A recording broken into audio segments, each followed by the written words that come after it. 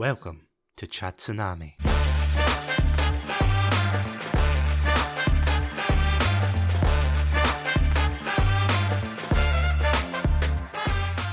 Hello everybody and welcome to another episode of Chatsunami. My name's Satusnami and rolling around at the speed of sound is none other than the one and only Wysteria Moth. Moth, welcome back. It's great to be back. Hello, hello. How are you doing tonight? Listen, I am caffeinated and feeling great, so we're gonna go with that. I'm trying to get into the Sonic state of mind. And on that note, of course, today we are bringing it back to Sonic. I know, surprisingly, we have never talked about Sonic and Chatsunami.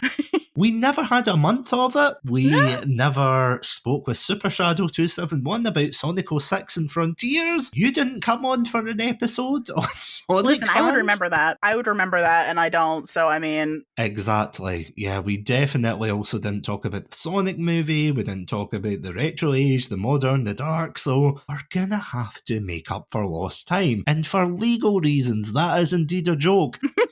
Go check out those episodes, please. Please, I beg you. I have a young dog to feed. I have a producer to feed. So. And listen, she won't stop staring at him until something is done, so please.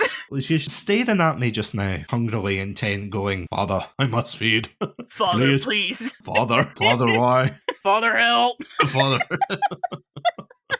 But yeah, jokes aside, today we are bringing it back to quite possibly an age-old topic that my very good friend Adam and I accidentally, but not accidentally, kicked off when I think it was a year or two ago. We talked about the age-old question of living in the Pokemon world. So for those of you who don't know, absolutely crazy episode, but we essentially talked about what it would be like living in that world, the pros, the cons, and then that kind of sparked off a somewhat sub-series because I did a Living in the Legend of Zelda world with my friend Andrew. Then I brought on Robotic Battle Toaster to talk about living in the Warhammer 40k world, which was another absolutely fantastic episode. I mean, to be fair, you had it right the first time. You had to bring him on. I mean, honestly, I think he would have actually cried if you didn't. Well, yeah, that's true. Painting his models in silence. Just painting his models in a dark corner going, how could this happen to me? There goes my hero.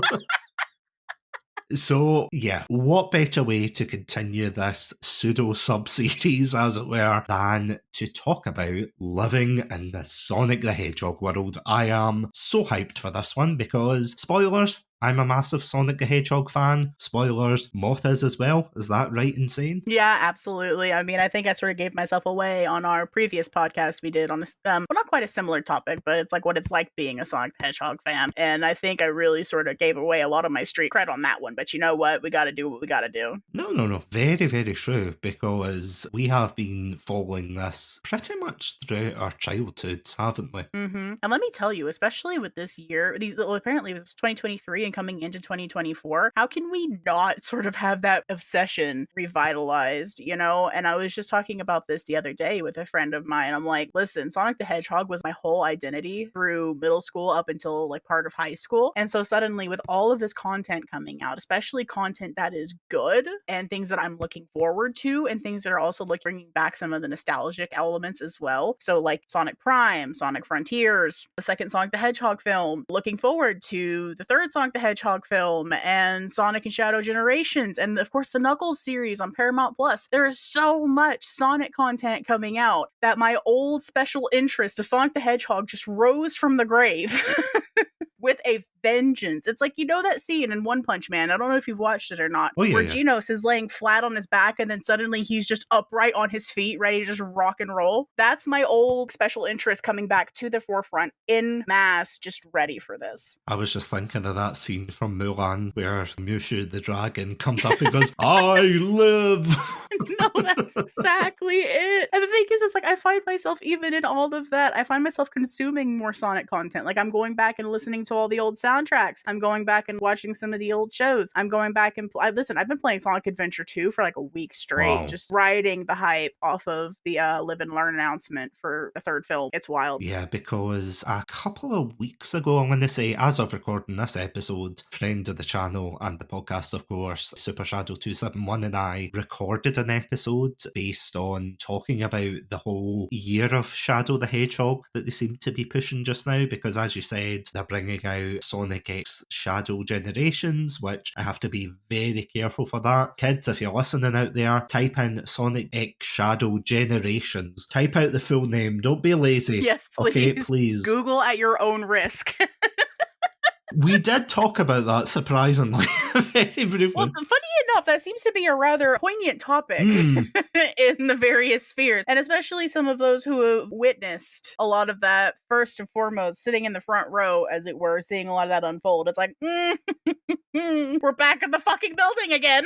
Yeah, it's usually that way you're reading the newspaper and you're like, oh, right, a new Sonic game, and then the newspaper just folds in on itself, and you're like, what did they call it? I'm sorry. It's like, oh, here we go. But no, like the Year of the Shadow, I'm ready for it, because I'm not even gonna lie, I was a shameless Shadow fangirl. I'm still a shameless Shadow fangirl. He's my absolute favorite, and I'm really, really hoping that we're gonna get some redemption for Shadow this year in the various medias that he's in. Yeah, because as you said, we had Sonic Prime, we've got the new game coming out, we have, of course, the spoilers for the second movie, but we've got him appearing in the third Sonic the Hedgehog film. It's going to be great. But of course, with Shadow, with Sonic, with the whole world of Sonic the Hedgehog is surprisingly chunky, I've got to say. Oh, it is. This is something that you and I talk about quite a lot when we're saying, like, how does certain games fit in with the timeline and things? Because I know for the Archie comics, and again, this is a whole subject in itself, but they tried to weave it all together. And then once that was cancelled, then I think, ironically enough, Ian Flynn, who's the writer for, well, he was the writer for Sonic Frontiers, but he was also the writer for the new IDW comics as well. And I think the Archie comics as well, a wee bit of that. So he's also been trying to stick everything together, and some bits work, some bits don't, and that just makes a beautiful hot pot, melting pot, whatever pot you want to have right in front of you. Cacophony. Yeah, cacophony of just absolute chaos. Not chaos control, just chaos. Not perfect chaos, just chaos. And on that note, that is the perfect segue to get into this. So, Moth, are you ready? Yeah, let's do it. Okay, and we will be indeed living and learning in this universe right after these messages. Welcome to Chatsunami, a variety podcast that discusses topics from gaming and films to anime and general interests. Previously on Chatsunami, we've analysed what makes a good horror game, conducted a retrospective on Pierce Brosnan's run as James Bond, and listened to us take deep dives into both the Sonic and Halo franchises. Also, if you're an anime fan, then don't forget to check us out on our sub-series, Chatsunami, where we dive into the world of anime. So far, we've reviewed things like Death Note, Princess Mononoke, and the hit Beyblade series. If that sounds like your cup of tea, then you can check us out on Spotify, iTunes, and all good podcast apps. As always, stay safe, Stay awesome, and most importantly, stay hydrated. So, Moth, how does it feel knowing that there's like a military organisation in the Sonic the Hedgehog universe? Well, the thing is, right, it only makes sense, kinda. And the only reason why I say that is because the fact is, Sonic, and like, I mean, unless you're going really heavily on the Archie side of things, where it's like, oh, Sonic, this takes place on a planet called Mobius, and floating in the middle of like multiverses and everything like that, and it's just wild. It's a whole rabbit hole. But pretty much the idea, right, is that the setting of Sonic is either on Earth or Earth adjacent, right? Someplace that has multiple countries with multiple bodies of power. So a military organization wouldn't necessarily be too out of place. A military organization like Gun, though, I mean, I'm assuming this is Gun we're talking about. I mean, I hope so. We're gonna hope, but yeah, no. Yeah, I just went in the deep end there. I apologise. No, that's fine. To kind of backtrack a bit for those who are new in the audience going, Satsu, why the hell did you go for the military complex in Sonic the Hedgehog? I thought this was about a cute blue hedgehog that ran around collecting rings. I have a feeling I see where you're going with this already, and I'm really excited to talk about this. If this is going the direction I think you're going, oh yeah. So, to briefly summarise, when Sonic the Hedgehog started out, for all the newcomers, Sonic was created in 1991 as adjacent to Mario. So basically, he was meant to be the complete opposite to Mario. He was like the cool dude with the attitude, and he was just this hedgehog that fought against this egg-shaped man. Don't worry, we'll get onto him and his medical marvels of proportions. Because he's the only human that looks like this, but we'll get on to that. The perfect sphere of a man. Oh, I wish I had that body type, you know.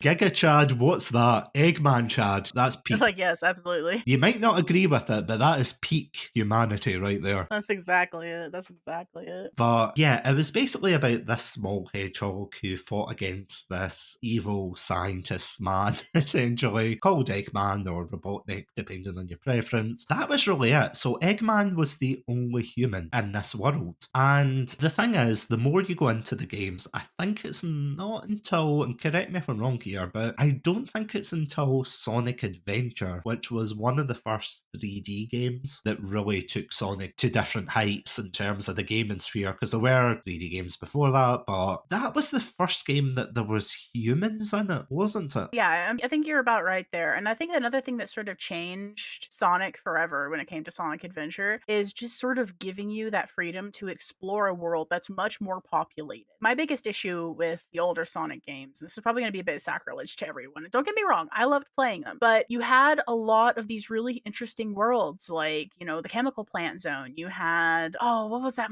Oh, there was one called Marble Zone. Something. Marble Zone, that's exactly it. The beautiful structures, but then there was no real substance to them. There was nothing really populating those zones. They were there, but we didn't really know anything about them other than the fact that, we wanted something interesting for the level design and to show a progression while you're playing the game. Okay, neat. Sonic Adventure really sort of changed the game because you had these different locales in the game, but they actually populated these spaces and gave you a purpose of being there rather than just gotta go fast. And I think that that was something that was revolutionary for Sonic games and something that Sonic so desperately needed because it needed an identity outside of a blue hedgehog that ran fast. Yeah, it had to evolve. And I know, ironically, it has to evolve. It's a hedgehog, haha. But it desperately did need to evolve because if it was still the hedgehog versus evil scientist, and I know Crash Bandicoot technically did a similar thing, but all I'll say is, where's Crash Bandicoot now? Exactly. I mean, as bad as that sounds, like, it's true. For legal reasons, that's a joke. Crash Bandicoot fans, please don't steal my apples.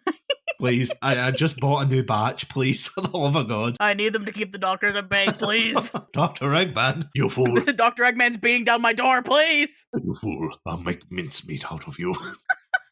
Mr. Man, no. Not Mr. Man. He went to like 6 years of medical school not to be called Mr. Man. Hey, I said that out of fear, okay? But around the late 90s, early 2000s, Sonic Adventure was the game that solidified that we weren't alone in the universe. We had giant hedgehogs running around, and I know they flip-flop about where Sonic comes from. Like, sometimes it's Green Hill Zone, sometimes it's South Island. I think South Island's technically the area, but you know, they actually explained this. Of all things, they explained this in, I think, a Tails tube. You know, the shorts that they use Tails as a VTuber. Listen, I forgot that even existed, honestly. Oh yeah, I know, same. I feel like I'm missing out on a world of content now. I forgot that existed. What the heck? Yeah, but they explain how, there's South Island, there's the areas where all the animals live, and then they talk about Station Square and all the other places. Can you imagine, right, you wake up and you go, the rent seems to be really cheap in this Station Square place, and you're walking around and you think, what a lovely city, there's a burger place, there's a lovely town hall there, and then all of a sudden a big purple cat barges by you. I mean, listen, at this point, I'm gonna assume, right? This is me, this is very assuming, right? If this all does take place on one planet, which at this point, especially with Frontiers, just sort of being like, oh yeah, all these worlds are canon and they're all interconnected. Okay, great, nice, I guess. I'm assuming that this isn't something out of the ordinary. The fact that people don't even bat an eye about a giant 8-foot-tall purple cat bounding his way down the street, screaming for his little froggy friend. I mean, at this point, it's just like, okay. You know when you've got people in the street trying to get your attention to sell you something? You know, do you think it's like that where these massive anthropomorphic animals being like, excuse me, sir, have you seen Froggy? Just keep your head down, don't look. Remember your training. No, it's like the people have little kiosks set up in the shopping center trying to sell you, like trying to get you to switch power companies or something in that. And you're just like, keep walking, nothing to see here. Do you know what's even worse though? It's the fact that, can you imagine being from the middle of nowhere, small town, you think, you know what, I'm going to make it in the big city. A bit like any films in New York where it's like, I'm going to move there, I'm going to start a successful business and everything. And then you get there and you get this hedgehog that's half the size of you being like, way past cool. Oh yeah. Why did I leave my humble village for this? Well, no, honestly, I feel like that would be a little bit of culture shock, especially from the looks of it. You know, Sonic and his friends, there's quite a few of them now, but if you put that compared to the human population that we have seen, they're still quite rare. It seems like that Sonic and his friends are already a little bit of an anomaly on our planet, be it Earth or Earth adjacent. And just for the sake of being able to just differentiate between them, I'm going to refer to, for me personally anyway, I'm going to refer to Sonic and his friends as Mobians and then humans. Yeah. This is operating under the assumption that we are sort of basing our sort of analysis here on the fact that we are living on a planet that is Earth or Earth adjacent. Then I keep saying that's gonna be my catchphrase by the time this podcast is over. Could we slap it on a t-shirt? Exactly. We're gonna get merch out of this one. But no, just the fact that we're taking place on an Earth planet, right? Or we're just gonna call it planet Earth. Mobians in this sort of a case seem like they're already a little bit of, they're not even quite rare, but they're just uncommon. So while people in larger demographics like places like Station Square would probably be used to seeing something like him, especially since, I'm probably skipping ahead a little bit, especially since, you know, by the time of Sonic Adventure 2, people know who Sonic the Hedgehog is in Station Square. Well, no. Let's backtrack here. You say they know who Sonic the Hedgehog is. But he was running around in Station Square anyway. No, by but Sonic I Adventure mean, 1. in Sonic Adventure 2, you say they knew who Sonic was, but they were also looking at Shadow the Hedgehog, saying, hey, is that Sonic? Listen, this bolsters my point. Yeah. This bolsters my point. The thing is, they know who Sonic the Hedgehog is, but because Mobians aren't very common, you see two hedgehogs, you go, hey, maybe there's something there. Maybe that is Sonic, you know? Are people racist against hedgehogs in this universe? I mean, they might be. I mean, to be honest, I think I would probably be a bit bitter if, as I said, I went to Station Square, about a life for myself, then all of a sudden this eggy man came down from the sky and he was trying to crush a 8-year-old fox boy, and you're like, all right, okay, that's weird. Then he tries to blow up your home. Right, okay, this is just terrorism at this point. Well, there goes the neighborhood. There was the value. So much for the real estate market. Be driving up the rent prices. Yeah, I mean, living beside a casino can't help either, but that's a story for another day. Yeah. Then you're sitting in your home, you've got a cup of tea, you're like, oh, what a day. Oh, it's raining outside. And 2 seconds later, your city has been overrun with water, it's been drowned. You're trying to save your Dreamcast from getting wet. You look out the window, there's this behemoth of an ancient creature that has just drowned the city. You're pretty sure you heard an explosion in the background from another war machine. And then you look and you think, I should really move from Station Square. So then you move to not San Francisco and you say, you know what, I've saved up my money, I've got a car now, let me just park it in the streets. Then you see that same hedgehog run by and your car goes flying. What is the insurance rate like in the Sonic the Hedgehog universe? Does Gun, the military organisation we're probably going to touch on later, do they have a reimbursement plan? Do they have Eggman tax? Well, listen, at this point, I honestly can't help but think that they would have to. Yeah. And if anything, I feel like Gun was actually, no, this is a whole rabbit hole. Yeah. Oh my god, because this goes way back. This goes way back. Because, oh my god, wait a second. Wait, because I was about to make the point of, well, Gun would have to have some sort of responsibility and or coverage for mass disasters like this happening. But then before that, because you have to remember that Gun's presence isn't just a recent thing. Yeah, it's 50 years ago, would you believe? 50, maybe even longer than that. This has been an established military group for a very, very long time. Oh my god, yeah. No, because then it just makes you wonder, like, how long has shit like this been happening? How many children have they shot in the face is what we're asking. No, because listen. We have a point for this, by the way. No, there actually is. No, listen. Okay, there actually is a point that I would love to make here. I don't know if this is the time to make the point, so I'll put it back in the box for now. Okay. But just to answer your question here about Gun insurance. gun insurance, there would have to be. There would just have to be. The fact that there is a whole, and it's not even just one nation contributing to this military. It's supposedly a global effort. There are 8 gun agents literally everywhere. It is a worldwide unified military. This is a conspiracy theorist's wet dream, isn't it? Yeah, the fact is that I don't know if you would call it an actual proper established military or a PMC, but we do know that it is endorsed by at least one world leader, and that being the President of the United States. So the whole gun rabbit hole just goes down so deep.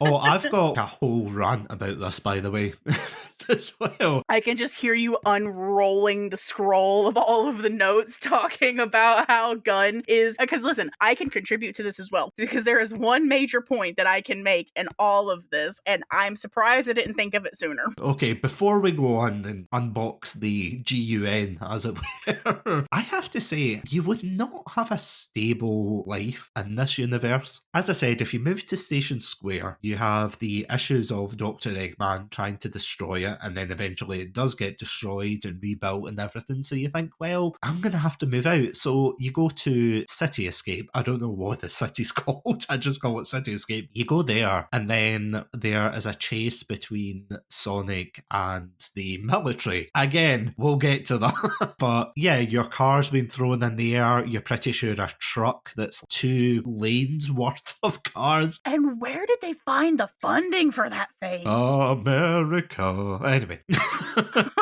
Valid. Disposable income. I should say United Nations of... I was just over here like the land of discretionary spending. The land of quote-unquote not America, even though there's a president that lives in the White House. Can I get geopolitical in the sense of Sonic the Hedgehog here? This is something that I brought up in our past episodes, and I think it was when we discussed the dark age of Sonic the Hedgehog with my very good friend Adam and I. We talked about how the president seems to have a very pro-hedgehog manifesto, I want to say. Because there's a scene in Shadow the Hedgehog, of all games, no. There's a scene in that where he's standing there, and I absolutely love this scene. It's incredible. Look it up on YouTube if you don't believe me here. But he goes to the phone, and the secretary's just like, Mr. President, we're losing all our forces and everything. And then he just turns around and straight up goes, tell the general we will never negotiate with terrorists, or something like that. And you're like, whoa, okay, this is getting dark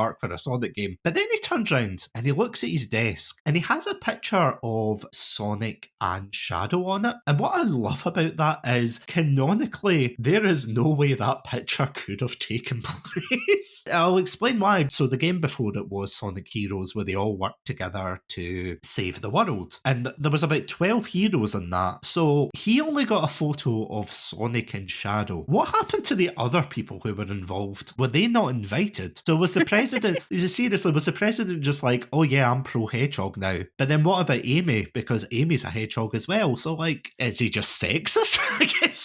I mean, there's an argument for that. But no, the fact is, I feel like that...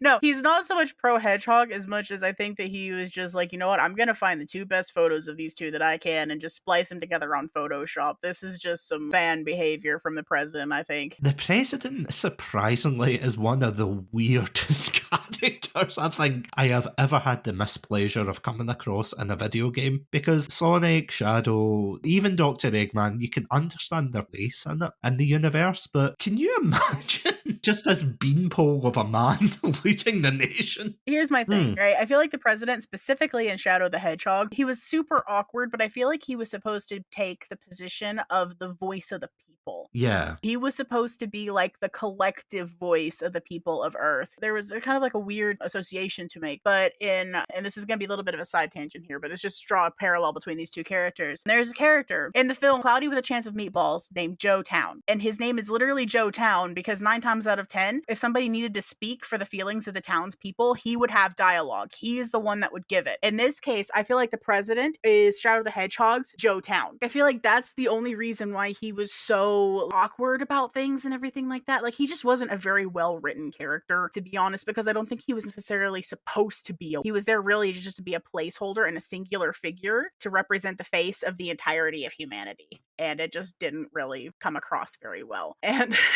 the photo on the desk just does my head in. Because you're right, canonically, there is no way that that photo should exist, but it does. Because, I mean, it's either between that or the fact that he has definitely photoshopped himself. See that photo of Professor Gerald Robotnik and Maria? I am 100% convinced that he has photoshopped himself into that image. I've even photoshopped it just to see what it would look like, and it is hilarious. Before I go on, you touched on something, because how could it get any worse that the city you were living in's been destroyed by an ancient creature, a massive military truck is going in, so you say, you know what, I'm going to move to this other neighbourhood. It's called Westopolis. It is a very nice area, it's got parks nearby, good for families, and then you look up and aliens drop down. So hostile aliens are definitely a thing in this universe, and they want to blow up your city. If you haven't watched Independence Day, it's pretty much like Independence Day with hedgehogs. We didn't even touch on the whole colony drop thing, but you know what? I feel like we're going to come back around to that. Oh, because,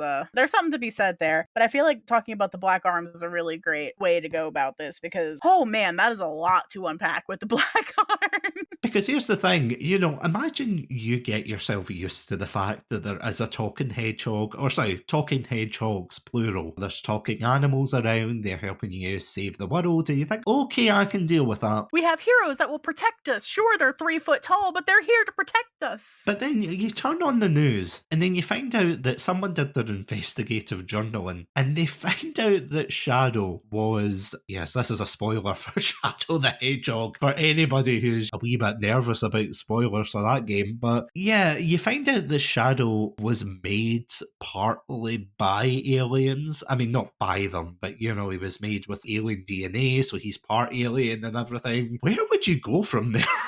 Because you'd just be sitting there like, I am so done with this world already. See, listen, that's one way you could do. Or you could be sitting there, you know, having your morning coffee, eating your cornflakes, you know, like watching Sonic the Hedgehog's latest heroic exploits somewhere in another country somewhere, that whole thing. And then you used to get the report of like a little bit of a smear campaign against Shadow the Hedgehog, who the world still isn't quite, they're still not quite sure about Shadow. Like, yeah, sure, he helped Sonic stop an actual fucking colony from being dropped on us. But, you know, we're still not quite sure about him because he did bad stuff. But to find out that he's part alien at that point, and not only part alien, but part of the aliens that are currently trying to destroy our planet, at that point, I think you either go, man, I'm so over this, or yeah, that tracks, and you keep drinking your coffee. No, I think what you would probably do is just a long, hearty and you would just keep going with your day. It's like, you've paid a 12-month mortgage, keep it together. You've got to get through this. Well, no, that's exactly it. Like, you get to a point where it's like, you know what, I have moved 3 times in the last 5 years. I'm not going again. Oh, and you're gonna keep moving. Because what happens in the next game, because I hope you're not on a Fisher Point of the Teutonic Plates, because oh boy, when that planet splits apart... Well, no, listen, you can't move then, because the planet is literally split apart. You have no choice but to stay where you're at. But can you imagine it's just like you wake up and half your house is gone, and you're like, Jesus, there's a breeze going through here. And then you look down and go, oh. Well, I mean, number 1, super fucking lucky. Yeah. Number 2, you're not getting your security deposit back. Oh, no, not at all, no. The landlord's probably in the big sinkhole. Yeah. Where is he? Down the hole. You will never financially recover from this. There is just no coming back. No, because the thing is, right, I really don't think that there is a really good place to put this. I'm just really dying to say it at this point. So all of this is happening, right? And you have these same players that keep appearing over and over and over again. Dr. Eggman, usually aided by some variety of batshit crazy things, is coming to destroy the world. Sonic and friends come to stop him from destroying the world. All of this started with Gun. There is a canon event here that set the entirety of all of this fuckery into motion. And it was when you talk about shooting kids, they shot one kid and the world went to shit. Yeah, this is like their Harambe 2016 moment here.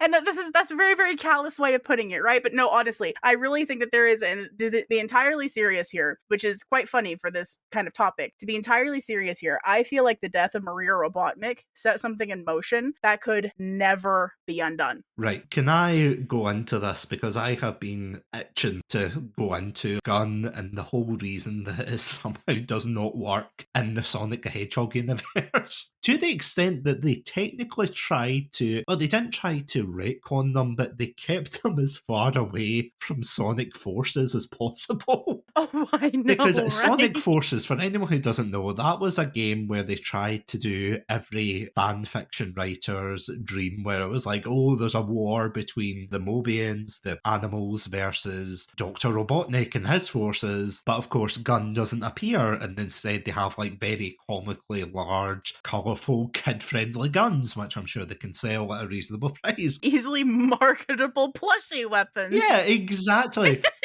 That is the only reason, and I think they explain it in a Tales tube, I'm sure, that they say, oh yeah, Gun was dispatched or something by Eggman, because clearly, and I'm going to be honest, other than that small percentage of Sonic fans, nobody wants to see a kid play a game where their colourful OC is holding a Glock, okay?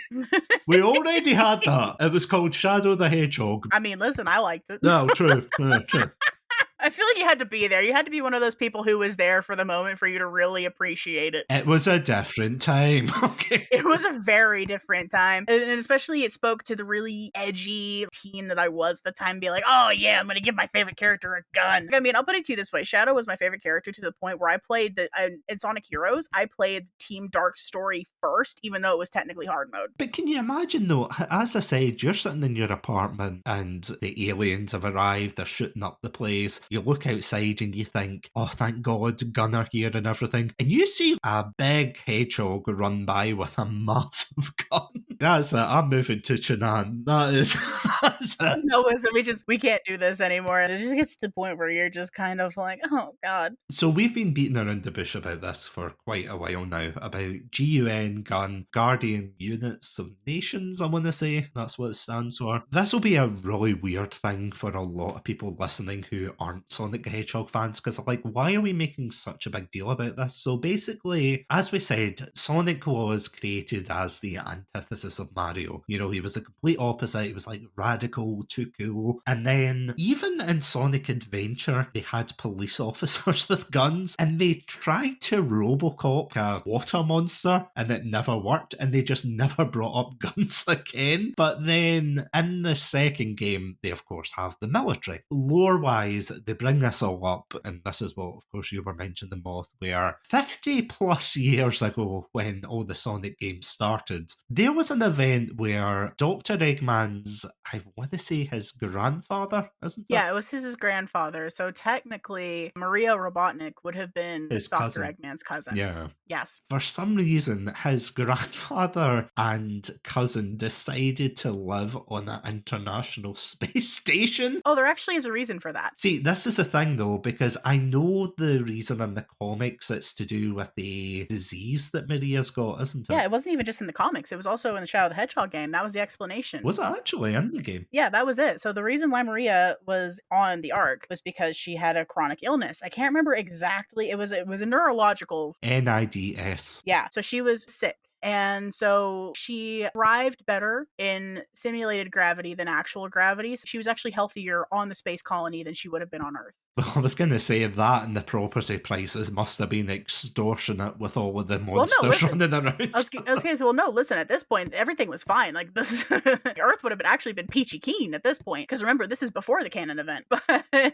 Maria's whole thing was that and this is how you could also sort of get into the psychology of Dr. Eggman as a villain as well. Because this is something that I actually brought up in one of the voice memos on Sonic Frontiers, which I thought was really interesting, which sort of gives more credit to the fact that Maria's death is what really shaped the modern Sonic world as we know it. Because Gun exists as a military for a world that is somewhat unified, but still, even then, you're gonna need military. Gun exists as, at this point, I would say to PMC rather than it actually being like a properly established military, because we don't know what the conflict was like on Earth. Well, I mean, it must have been pretty bad considering what they did. Oh yeah, it seems like Gerald was already up to some stuff that was questionable at best. The fact that it was alluding that he was working with, of course, going back to the whole Black Arms thing, he was working to develop what was to be considered the ultimate life form, an ultimate weapon. But that ultimate life form, Gerald also wanted to put the key to Maria's survival in that being as well. So Shadow ultimately was the product of two conflicting wishes, but only one of them could come true. In this case, neither of them came true, really. But the thing is, to the average Joe, and obviously the average Joe would have no idea this went on, and I am so excited to see how they actually deal with this in live action films because they've been so relatively kid friendly. And if they're going to encroach on this territory, then I am so damn curious to see what they do. Going back to the canon event, as you put it.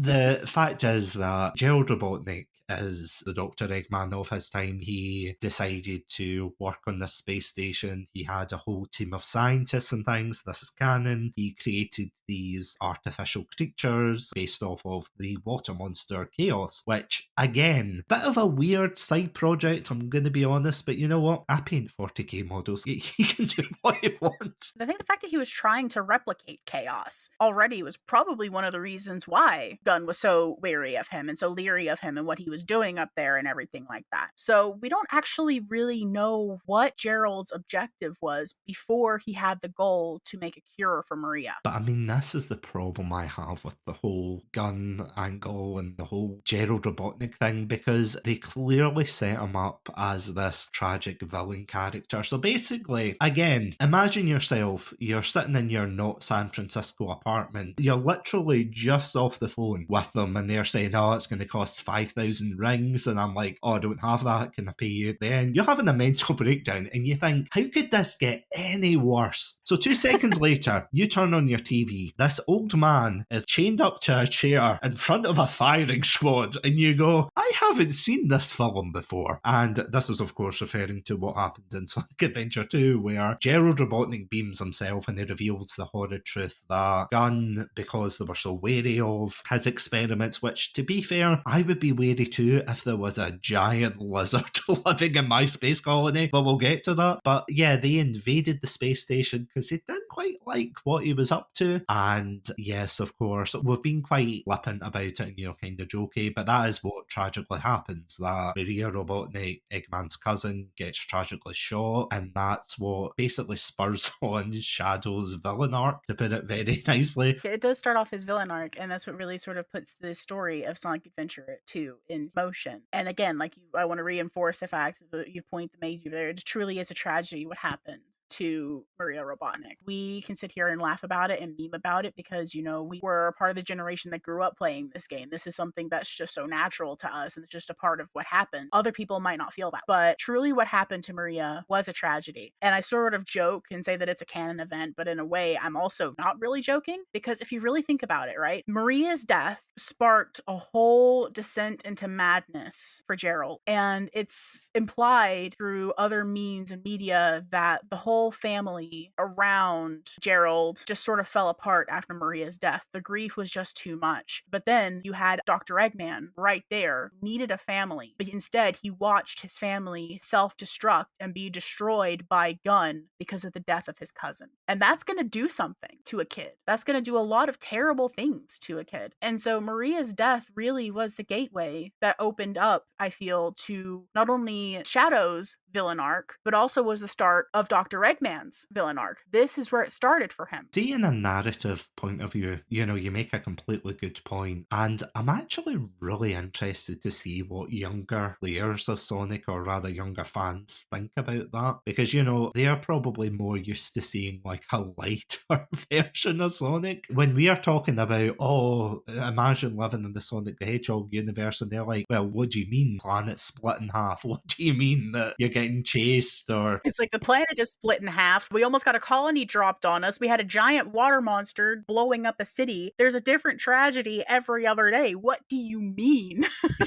What do you want from me? We haven't even really touched on the more modern Sonic games, like Sonic Colors, where you're going to other planets. So that implies that there are whole other universes. There are whole other parts of the galaxy that are involved in this as well. And then, of course, if you wanted to get really deep into the rabbit hole, you go into the Archie comics and you go into like the whole. I haven't read much of the IDW, so I don't know if they toy with this as much. But I know in the Archie comics, you play a lot with multiverses here and parallel universes. There is so much going on at any point in time. Where do you even start? Well, I don't know if I would prefer that compared to what happens in the IDW comics. The main one I read and I was shocked at was the Metal Virus arc, which I think I've talked to you about. Yes. It is such an amazing one, but if you're thinking of living in that universe, you have to then realise that, wow, Dr. Eggman has biological weapons and he is going to use them on the populace without any remorse. And you're like, that deposit isn't coming back for your flat.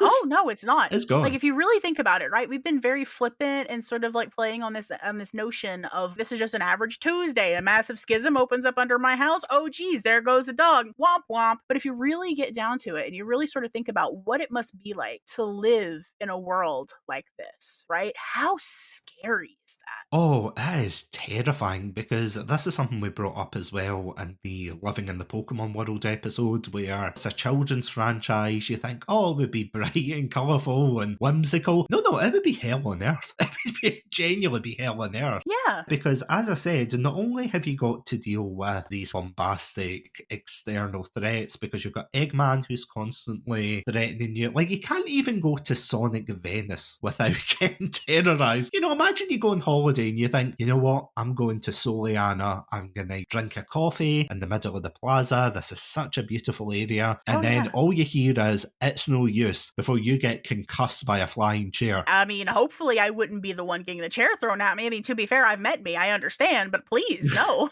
It's no use. What the? What the hell? But no, like, listen, and that's exactly my point. But then I also feel like in this sort of vein, right, if you were to look at it in a really hyper realistic way, in a very, I don't want to say jaded or cynical way, it would absolutely be a hellscape. Especially like in that same vein, it's no use, get hit with a chair. Also on the same note, fiery death awaits in the future and probably even sooner. There's just so much looming everywhere. But then I think that's also why people value Sonic so much as a hero, because he's a symbol of better things. And Sonic is like a breath of fresh air in all of the oppression. And that is just something, not just oppression, but oppressive things. And I think that that's why people really like his games and they like what he represents, is that he is truest to himself and he hates oppression. His whole thing is freedom. And when you're in a world where it seems like anything could go wrong at any time, having someone like that and who share that sort of vision in the way of his friends can be a reason to find beauty in things.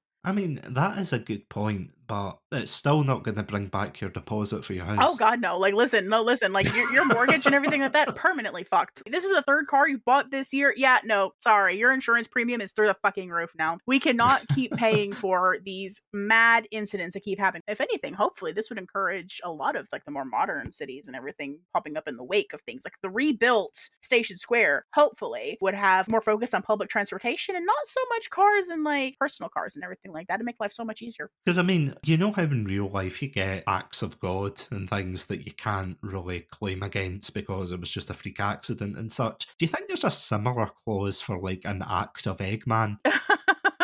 At this point, like I was saying earlier, I feel like there'd have to be. Yeah, because you switch on the TV, and as you said, it would be terrifying to watch in real life, but I feel as if you would get to a point where you're just sick of it. In Sonic Adventure 2, you turn on the TV and it's Dr. Eggman saying, I'm going to blow up the moon. And then you look up and you go, what the? Oh yeah, the Eclipse Cannon is a whole other thing. Good night. But yeah, going back to what I was saying before about Gerald Robotnik, imagine how terrifying that would be. You turn on your TV, there's this guy in front of a firing squad, and fun fact about Sonic X, the anime that bases some of the stories on the games, but in their interpretation of that scene, you actually hear the gunshots. So there is the implication that you watch that full video of someone getting executed live on TV. Again, I'm not going to be like, it was a different time. 50 years ago from the Sonic canon, live streaming a public execution by firing squad? Not a good look. Here's the thing, I don't think that it was actually shown then. Yeah, it was probably not. archived. So that was only meant to play when Gerald was going to get his ultimate revenge. But I do love how when they actually does show it to everyone, it comes across like a deranged Twitch stream. Oh, I know, right? It's like, hey chat, you'll never guess where I am. Oh God, no! I'm on Prison Island. Hey chat, want to watch me speedrun death? Thank you for the bit, Super Jesus Shadow. Christ. Oh, Professor Gerald Robotnik would make the worst Twitch streamer. But arguably, Dr. Eggman would make the best. Oh, he would. Oh, I would watch that 100%. I know Mike Pollock doesn't listen to these, but you know what? If he does, we want to see at least one Twitch stream. Screw Tails as a VTuber. We need Dr. Eggman as a Well, we VTuber. do. 110%. I know he technically's cameoed on it, but we need that. That is the saving grace. Can you imagine the hypocrisy of that? It's like, yeah, on the one hand, he blew up the last, several houses I've lived in. But damn, is he funny. Yeah, damn, is this guy entertaining. 10 bits. There you go. It's just like, I'll just drop a sub. Why not? Why not? Yeah, just a cheeky Prime in there. I was going to say, yeah, cheeky spam is on Prime. Get in there. But can I talk about Gerald Robotnik Absolutely. for a minute? Because I know we've talked about him a wee bit. We've talked about the tragedy of the character, the fact that he got his granddaughter ripped away from him. Absolutely tragic in the scheme of things. But if you were living in this universe, honestly, you could bet that there would be an Oscar-worthy movie being made about absolutely. it. There absolutely would be some sort of media about it, because that even goes back to the old plays of myth and legend and of kings that were written while they were still alive, detailing their exploits. It would only be expected that that sort of thing would have some sort of media traction around it. And I would even wager that there would be people out there who would listen to Gerald's story, do more research about the event, and even take his side and be like, Gerald Robotnik did nothing wrong. Well, this is what I was getting to. So, this is something that we have brought up, and Adam and I have we have a catchphrase that I feel as if we can't put on a t-shirt because A, Sega would sue us for it, and B, it wouldn't be very appropriate. But we often joke with one another when we're talking about Sonic, and then we go, oh, praise be to Gerald Robotnik, because in the first game he appears in, Sonic Adventure 2, as I said, he's a tragic character. He gets his granddaughter ripped away. He goes absolutely insane. He has this mental spiral. It's actually quite a very poignant moment for a game, about a fast blue hedgehog fighting another similar coloured hedgehog. The fact is, it's quite a tragic and surprising story that you didn't expect, and then of course he sets the space colony, which they've all been trying to stop from going off, which again, that would be terrifying, watching this massive space station floating above you, ready to blow you up. But of course then he projects himself and he goes, what's up guys, it's your boy Gerald Robotnik here. Today I'm gonna be crashing my face in the earth. And you see the big lizard coming out of it going, arr, this is my time to shine. Oh, Final Hazard, what a lad. Yeah, what an absolute unit. What a chunky Big boy. chunky boy. That's my boy. No, my boy. Father help. help. Oh God, we've come full circle.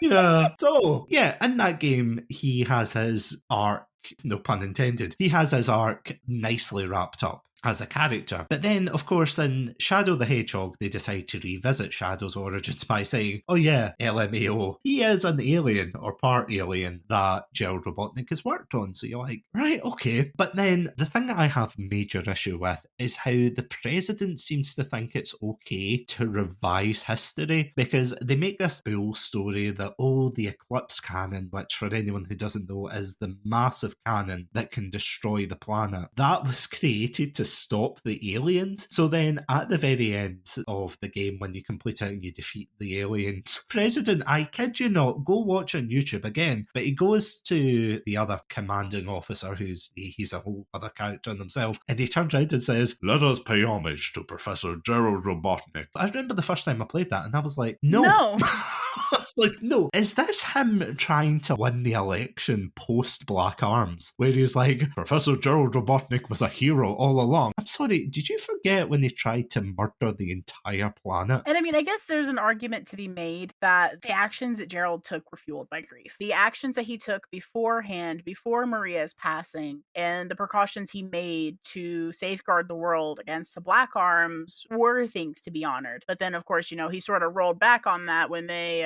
did what they did. Yeah, when they got a lizard to shove itself up a space station and track it Listen, to Earth I'm as still well. trying to figure out how that happened. I mean, the fact that BioLizard could even use chaos control is just wild. Oh yeah, I forgot to mention, you've got massive lizards in this universe that can use the Chaos Emerald. So for anyone who doesn't know, that's another thing we haven't touched on. Emerald power. So where chaos control, chaos power. So again, for anyone who doesn't know, the Chaos Emeralds are pretty much the Deus Ex Machina of the Sonic the Hedgehog universe, where the characters usually have to collect all 7 before the big bad event happens, and they power up, they save the day. How useful would those emeralds be? See, in all seriousness, I'm surprised that GUN don't have them under lock and key, because I know technically Eggman breaks them out every so often, but half of the time they're just lying in the middle of nowhere. Well, it's actually really funny. In Sonic X, I thought that was actually really kind of nice. A little bit of world building from Sonic X here. I'm pretty sure that there was an episode or 2, really, where a Chaos Emerald was on display in a museum. And no, actually, that's exactly it, because it was stolen from the museum by Shadow, but people thought it was Sonic. And that was what kickstarted the whole Sonic Adventure 2 arc in Sonic X. But that in itself just sort of implies that there is a little bit of world building around the Chaos Emeralds. And people, of course, know what the Chaos Emeralds are. The way I look at it, the Chaos Emeralds are gems of power that are the coalescence of just a natural latent energy that exists in the planet. No real name or anything. If you had to equate it to something, you could equate it to the life stream from Final Fantasy, right? But it just so happens that these emeralds, including the Master Emerald, are all physical manifestations of that power. And so I feel like that these emeralds, more often than not, usually are under safeguard of some variety. But the fact that they scatter after each use is just one of those things, because I feel like I read somewhere once, and again, this could just be me fabricate a source for this information that is just purely conjecture on my part, that the Chaos Emeralds are naturally repelled by each other. So when they are brought together and the power that comes from that is ultimately used, they scatter because of the burst of power. So again, I could be wrong in that regard, but the fact that people seem to be aware of the Chaos Emeralds and how some of them can be even on display in a museum under lock and key, some of them also in some remote location they have to trek out a whole expedition for, it makes sense that people aren't going to always make the effort to go and find these gems of power for them to just get slung across the planet again. I mean, on the other hand, can you imagine powering your toaster? You're walking along one day and you just get hit on the head with this magical gem, and you're like, you know what? I can't afford my power bill because you plug it in. so you just get a plug. Like, the potato clocks. Oh my god! No, this is how you run your PC. I'm gonna be the best gamer. That's how you get RGB lights on it. Sonic, why didn't you stop Dr. Eggman? Or some dipshit Twitch streamer has been hogging all the emeralds. Hey, what's up, chat? I've got unlimited power here. Anyway, let's check on the Master Emerald. Oh my god. At this point, I think it'd just be the point is just well, at least we know where they're at. Oh my god. What colour would your toast even come out? Yes. Yeah, would it just be glowing? Would it be like it's Hyperform? It's just hyper toast. Hyper toast. Oh god. Well, that's one way to get a pep in your step in the morning. Do you think that would genuinely defeat Dr. Eggman? And you just start pelting your breakfast at it. Yeah, you just start flinging chaos powered toast at Eggman. Just beam him on the head. I mean, listen, listen. We've already had primordial entities multiple times, actually. I'm including Dark Gaia in that one, and Light Gaia. What does chaos toast taste like? What is soggy? Do you think? Well, oh, okay. Oh, I get it. I'm ashamed. I'm ashamed I didn't get that sooner. Oh, that would be disgusting. Imagine you pull it out and it's just like a floppy bit of bread. Could you? Oh. Oh. It's like dropping your sandwich in the swimming pool when you were a kid. Would it blow up your toaster? I mean, yeah, probably. What would blow up the toaster first? The bursts of energy or the fact there's watery bread in your toaster? The world may never know. Welcome to Chatsunami, where we ask the real hard-hitting questions. We do. Today, chaos toast. Chaos. But no, honestly, I think there actually could be an argument made for using a Chaos Emerald as a power option. I know technically they do that in the games with, obviously, Dr. Eggman's creations, but they're like war machines. They're like weapons of war, okay? Like, tonight on Chatsunami, we discussed, could you use Chaos Emeralds as a clean energy source? I mean, you could. To be fair, you probably could. It's when you gather them all together, that's when the problem starts. You see, and I think that would be the hardest part about it, right? Is that if you were living in a world of Sonic the Hedgehog, and they got to the point where you were using Chaos Emeralds as clean energy, the fact that Dr. Eggman gets a stick up his ass every so often and decides, you know what, I'm going to try to conquer the world. Suddenly, the entire fucking city is offline. Can you imagine that? It's like, oh, thank God, we managed to power the Mobian orphanage, and the Eggman's in the background like, screw those kids. He takes the emerald. Not the children! Would somebody think of the children? Oh my god. Poor wee red panda bleeding out in the middle of this orphanage. Oh no. Yeah, you thought Maria getting shot was the darkest we were getting in this episode. No, we're going even further beyond.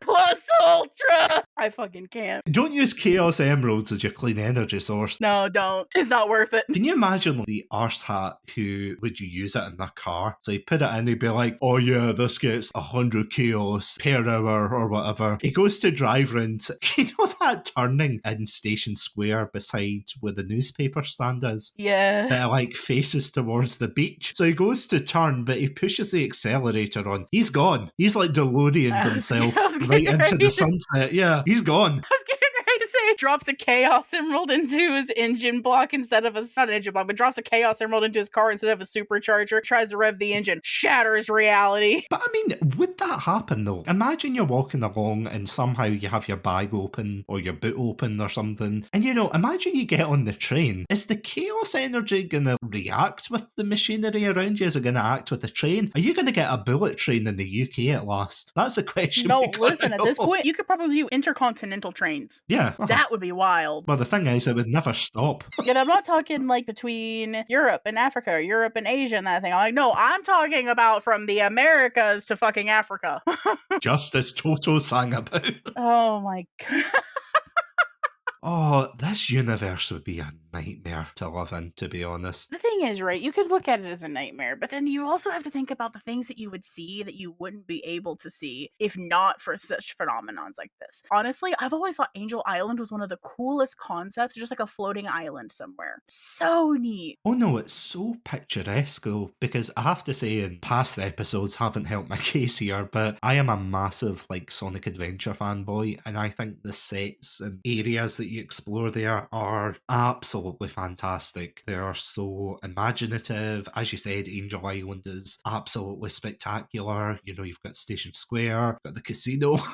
There's a casino in all of them. I feel like that there's a problem here. Even in Sonic Adventure, you come across a woman who keeps going to the casino and her son is like trying to stop her from gambling all her life savings. Oh no. Great, so gambling addictions exist in the Sonic the Hedgehog universe. Well, that's the thing, is just like you get like all of the normal bad things of life, right? right? On top of the larger than life bad things that happen. But I mean, here's the thing though. See, if you go into a casino or any betting shop in the Sonic the Hedgehog universe, what are you betting on? Because are you betting on the normal things like horses or the tables or things? Or are you betting on the next Dr. Eggman attack? Or is Sonic going to turn blue this time? Is it going to turn orange, green, purple? Listen, no, I think, unironically, I think that there is a topic like that somewhere. I think somewhere on the planet they'd be like, okay, place your bet. What's the next disaster going to be? Round up. Sonic is in Venice.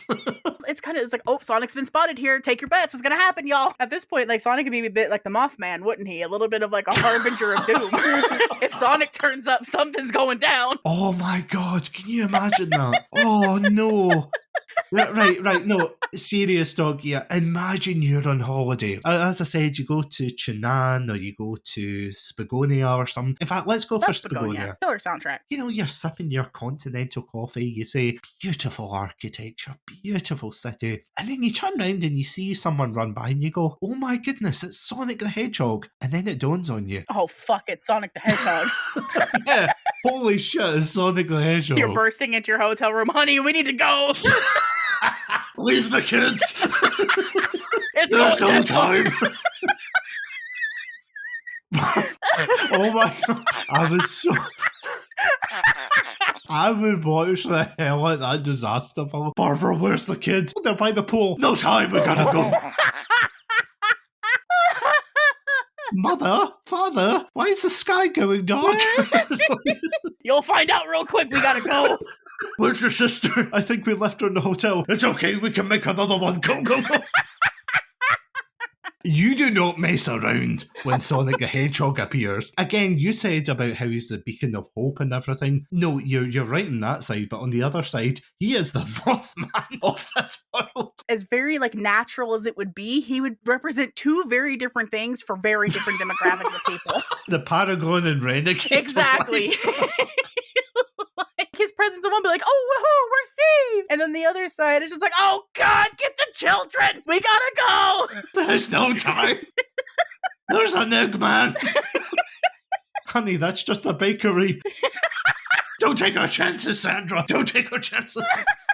Oh God. The others maybe not so much. I feel like if you were to see Tails just walking down the street somewhere, you'd be like, oh, cool, it's Tails. Nice to see you, little buddy. Or, oh my God, you're Tails! And that sort of thing. You know, again, two very different people. Here's a really weird question for you. Okay. Do you think the chicken industry would suffer because of Eggman? Or do you think it would thrive? Because I feel as if a lot of people are getting PTSD seeing eggs everywhere. You know, and all of his mechs are like egg-shaped and egg-themed. And Sonic doesn't help. You know, his jokes are very, well, let's face it, he's very body-shaming. He's like, oh, it's Egghead, blah, blah, blah. Is the egg industry safe in Sonic the Hedgehog? You know what? I don't think I'm qualified to answer that. No comment. No comment. And I don't want to encourage any slander here. Yeah, Sega, if you're listening to this episode, yeah, tell us, are eggs safe? Is the egg industry safe in Sonic the Hedgehog? Because I don't think it would be.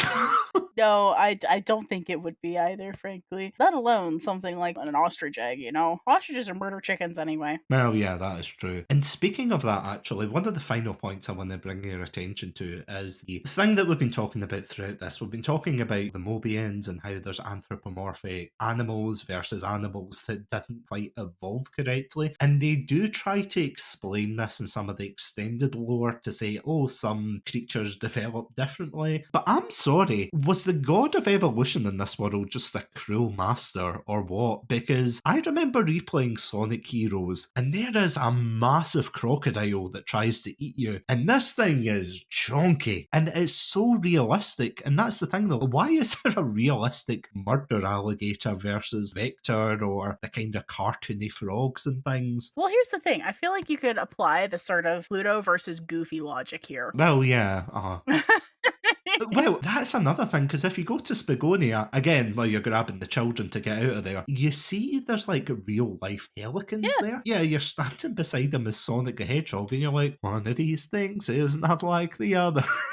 Yeah, and to be completely honest, I don't think that there is a sort of logic to it. Oh, There is no way you can apply a logic to it. Yeah, no, if you're talking realistically as in game design and things, I think they just threw it in. As you said, the Goofy versus Pluto analogy there, it is definitely that. But see, if you were living in that world, how would you feel about that? You're looking at a pigeon thinking, is this pigeon going to be carrying a Glock, or am I going to be safe?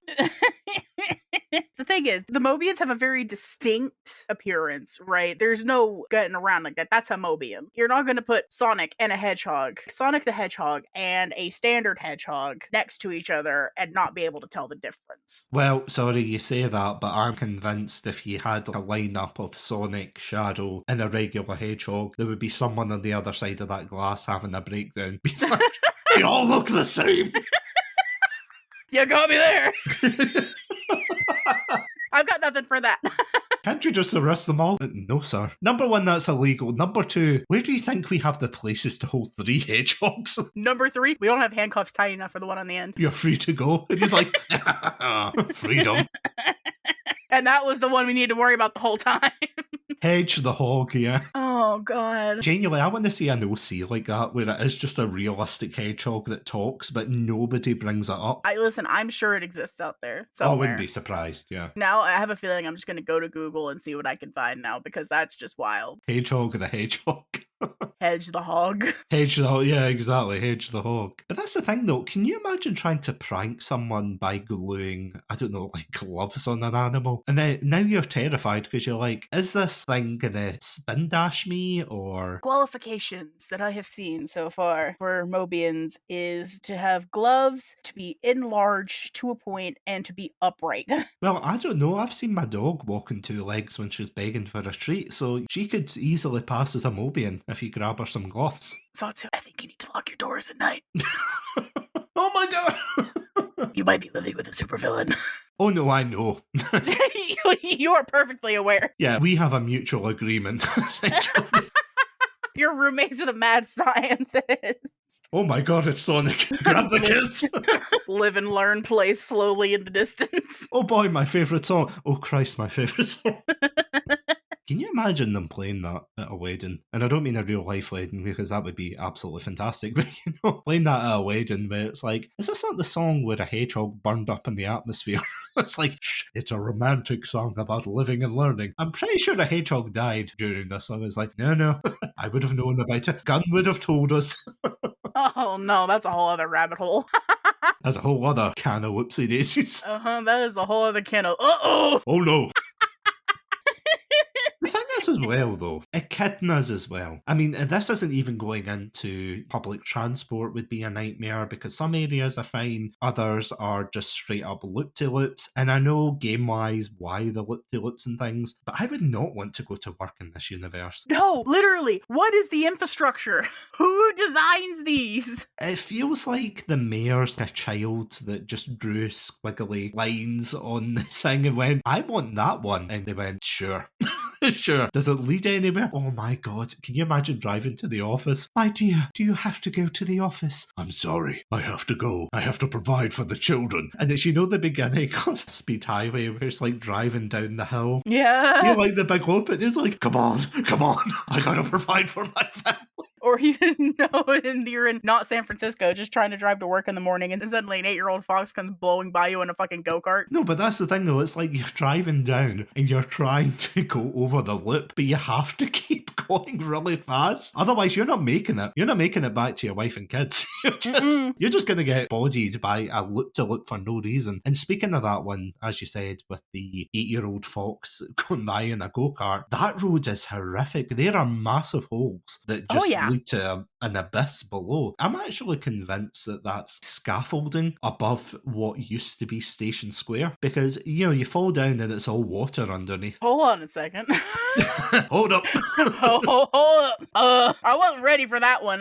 Because here's the thing. I always assumed that City Escape and Radical Highway were all parts of Station Square. I always just thought it was like a different neighborhood of Station Square that wasn't affected by what happened. Because, you know, you have these major metropolis cities, right? That are like 2 or 3 cities all blended into one urban hellscape, right? So I figured it was like, oh my God. Listen, that just blew my mind wide open. And I'm like, I'm driving over dead people. Just see the bodies floating in the background. You're like, the things I do for my family to afford to go to Soliana for the year. Oh my God, that's the part. Is like, don't look over the railings. Don't look over the railings. You see like the spires of the ruined city below sticking out of the water. What I laugh at as well, obviously not that's horrific, but what I laughed at as well was when you play through Sonic Adventure 2 for the dark mode, they find out that Tails has one of the Chaos Emeralds and they got awarded it because he saved Station Square from Eggman. It was as if they made a bet and they had to commit to it because they were gonna give it to him, but then Station Square was destroyed, and it's as if they're like, well, shit. And you see, no, that's exactly my point. That's why I think that Sonic Adventure 2, all the urban areas still takes place in Station Square, just a different place in Station Square. Maybe Station Square post-rebuild or in a different borough, you know? Station adjacent, as it were. Station adjacent, on Earth adjacent. Yeah. As we said, this world is absolutely crazy. I mean, we've not even gone into how there's actual ghosts in this universe as well. There are actual ghosts in this universe next. Next We're question. used to that. There's ghosts, there are echidnas who, thanks to a certain person whose name rhymes with henchmenders, we no longer have echidnas. So thanks to the henchmenders organisation of calling echidnas, we've only got one of them now. You know, so if you see an echidna, that is rare. That is really rare. You're like, oh my God, Andy's wearing boxing gloves, which is even weirder. But I mean, you've got robots which just fly around. That is just very common. You've got skateboarding, you've got magical genies, and I'm not even talking about Sonic and the Secret Rings. I'm talking about Sonic Riders, where it's canon. Oh, damn, you're right. I forgot about that. Jesus. Even if someone's about to push up their glasses and go, well, actually, it's not canon. No.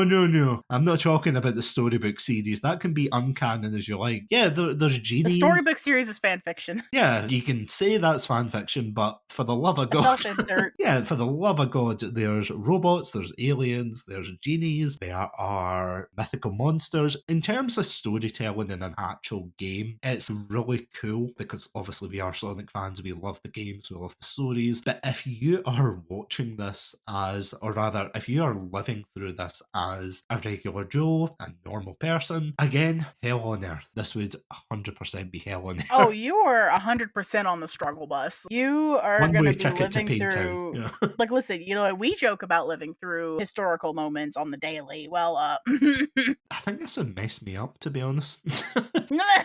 Likewise. Because in Scotland, as you know, we've got the Highlands, and you can obviously walk through them. Imagine being in the Sonic universe and the timeline of Sonic CD, turning around and seeing a giant planet just chained into the Highlands. What is going on here? You can't even get peace in the countryside or any rural places because, again, Dr. Eggman goes all over the world, and Sonic Unleashed, he tampers with time and Sonic Generations, and of course Sonic 06, where he has 4 nipples, the bi-nipple, if you will, or quad nipple, whatever you want to call it. You've got a strange world here that I think, see, if you were your OC, if you were a Mobian, then I think you might be relatively alright because they seem to be a lot sturdier. But if you're a human, nah, you're out of here. And the thing is, I think another thing that's really important to remember when it comes to that is that you're an individual. You know, you're gonna really be the most affected by the things that's happening to you that's right in front of you. We sort of came at this from a standpoint of that we were going to be present in front row seat for everything. But I think it really just depends on where you're at in the series. And if you keep repeatedly getting displaced, you keep being that poor son of a bitch who keeps getting displaced to the next place that's getting ready to go absolutely belly up.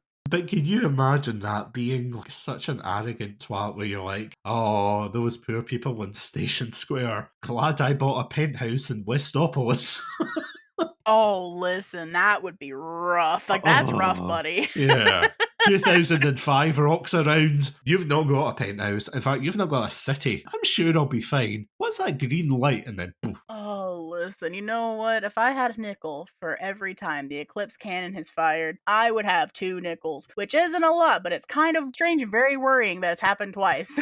This was a canon event, Shadow. I'm sorry.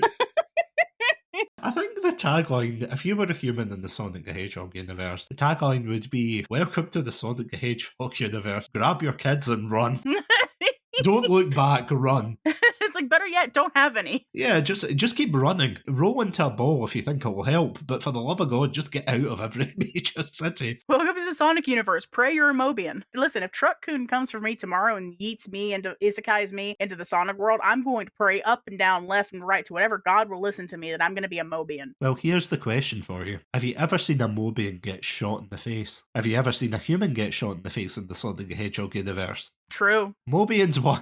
Humanity 0. Mobians have plot armor. Exactly. Technically, they got turned into zombies, but that's a whole other thing in the comics. I mean, that's the only bad thing. I mean, I say the only bad thing, that and getting turned into giant robots. I think that one thing that is sort of an important distinction to make, to my knowledge, even though Ian Flynn wrote Sonic Frontiers and he sort of made the entirety of all the games canon, I don't think that there was actually any crossover between the events of the games and the events of the comics. Comic continuities and the game continuities are still separate. Actually, I don't know if Sonic mentions some of the characters from the comic in Sonic Frontier. I'll have to go back and play it again, but I don't recall him doing so. Apparently in the first island, totally not looking this up, this is completely in my memory. On the first island, he name drops one of the characters called Tango the Lemur, which is a comic exclusive character. So really? I don't Yeah. remember that. When did he name drop her? So it says it's on the first island. I'll have to go back and actually play the game again because I need to anyway, because I haven't done the chapter 3 update they did to, spoiler alert, I haven't done the chapter 3 update they did to the end fight, so. Yeah, I haven't completed it either for very different frustrating reasons. But yeah, that is a story for another day as well. But this world is absolutely crazy. Before we wrap up, is there anything else you want to touch on? I think that, like I said earlier, I think that if you live in a world that has so much going on in it and such truly sort of catastrophic things happening, it seems like every other day. Well, and the fact is, right, we sort of paint it as, oh, it's every other day. But in reality, yeah, Sonic doesn't age, but we've had years for this take place. So much could have happened over a span of years, and I think that I can't help but sort of relate it to the world we live in right now, you know, where there is just so many scary things happening at once that could change the flow of how we look and interact with the world. That I feel like that if you were to put me as I am right now in the world of Sonic the Hedgehog, I don't think that I'd be able to look at it any differently than I do right now. Like, yeah, you can absolutely acknowledge the fact that the world is really scary and some truly batshit things happen, but there are also some parts of the world that are just so wondrous. And there are so many things that you can experience in a world like that that you wouldn't be able to experience anywhere else. And I think that that sort of uniqueness when it comes to the world of Sonic the Hedgehog, for all of the destruction and chaos that can happen, there is still some true beauty left in it. And I think that that's what's so important, and that's what Sonic stands to fight for. And I think that you have to look at it from that perspective as well, to be like, there's a reason that you're here. There's still a reason that you're here, and even if you can't do anything yourself to change the world, you can still find a place to live in it. I mean, that's a lovely way to end the episode, I think. Couldn't have said it better myself. I was actually just going to end on "don't get comfortable." No, I had to go and ruin it. Because I was going to mention it earlier about things like, oh, what kind of jobs would you get and things. But to be honest, as you said, there's a somewhat overlap between what you could do in this universe versus what you could do in our world, essentially. Mm-hmm. You can do exactly the same things. Like, you can be a cook, you can be an adventurer, an archaeologist, train driver even. You know, you can be anything. You can even be a VTuber. You could be a VTuber if you wanted to. Exactly. You can definitely do whatever you do here, but all I would say is, A, you're going to get paid in rings, and B, don't get too comfortable, because if the apocalyptic event of the week, or rather the year, does appear, as I said, have a contingency plan. Have a house in Yeah. the Mystic Ruins or something. Listen, invest heavily in life insurance and home insurance if you do decide to buy a home. In fact, I wouldn't even buy a home. I would just rent. You know that line in Shaun of the Dead where it's like, what's the plan? Okay, we'll just go to the Mystic Ruins and wait for all this to blow over. No, that's exactly it. That is my plan. That is my plan, just in case anything goes down. We're either going to the Mystic Ruins or one of the temples of Gaia, and we're just going to wait for this whole thing to blow over. Just with a cup of tea, a chili dog, and that'll be it. Mm-hmm. But on that note, Moth, thank you so much for coming back on and, yeah, discussing Sonic once again. Well, no, I'm happy to. And honestly, I'm happy to be that Sonic person. I could talk about it all day. Before we wrap up and let these people recover from what they've just heard about the Sonic the Hedgehog universe, where can these lovely listeners listen to your content? All right. So if you want to find me, the most reliable place to find me is, of course, twitch.tv at Wysteria Moth. And I'm on a bit of a hiatus at the moment because I'm doing another revamp on my channel and just really sort of getting my head back on straight. But I'm still quite active on my Discord server, and I'm still posting every so often on my Twitter. But I do have my old VODs still, well, not so much old VOD, but VODs, but I do have past streams still up on my channel from start to finish. So if you want to watch some of those, you're more than welcome to. You can find them on Twitch. If you want to check out more episodes from ourselves, talking about Sonic, of course, and the fantastic interview that I think I did that 2 years ago with you when I interviewed you about Twitch. Oh, yeah. Yeah, which was an absolutely fantastic episode, but at the same time, I just can't believe that much time has passed. I know, it's wild. Like, what happened? And here I am 2 years later doing another revamp. I mean, come on. Bring on the new revamp. At this point, it's just kind of like changing coats of paint, depending on the day, isn't it? Yeah, if you want to catch more episodes from ourselves, as well as any extra Sonic content, or really just in general, you can check us out at our website, chatsunami.com. I also want to thank our amazing Pandalorian patrons, Robotic Battle Toaster and Sonia. Thank you so much for supporting the show. And if you want to get more exclusive content from there, you can sign up at patreon.com/Chatsunami. But until next time, stay safe, stay awesome, and most importantly, whatever you do, don't buy property in Station Square.